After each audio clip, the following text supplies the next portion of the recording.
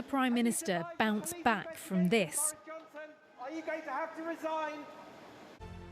Good morning on this Wednesday morning. Let's tell you the official inquiry into gatherings at Downing Street and in Whitehall during lockdown is believed to have been completed and could be submitted to Number 10 within just a few hours. Now, it's understood the senior civil servant, Sue Gray, has evidence including photographs and WhatsApp messages and wants the report to be published in full. Here's our political correspondent, Ione Wells. Can the Prime Minister bounce back from this?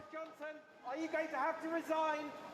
For many Tory MPs, their answer depends on what's in Sue Gray's report into parties that took place behind these doors and across Whitehall during coronavirus restrictions. Yesterday, confirmation some evidence she has found was enough to warrant a police investigation. I can confirm that the Met is now investigating a number of events that took place at Downing Street and Whitehall in the last 2 years. Previously, the police had said they don't tend to use resources to investigate retrospective breaches of COVID rules. So why now?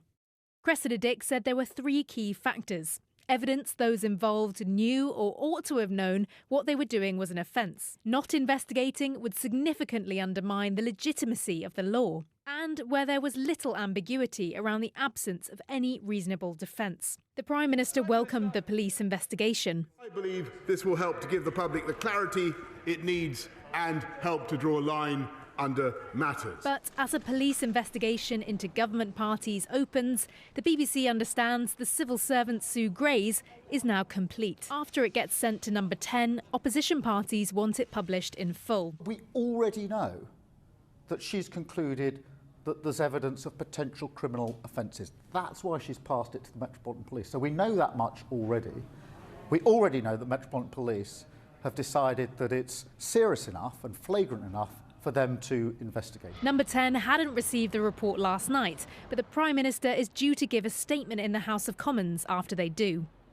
With speculation mounting over timings of this, opposition parties raised concerns they would not get enough notice to digest the report before he does. The government will behave entirely properly in terms of any statement and the usual courtesies that are extended to the opposition. 2 weeks ago, you told us on Newsnight that Boris Johnson enjoyed the unanimous support of his cabinet. Can you put your hand on your heart and say that's the case tonight? If you wish me to, yes. The backing of other Tory MPs, though, is still in question. While some spent yesterday trying to shore up support for the Prime Minister, others feel Sue Gray's report may give them the cover they need to call for him to go.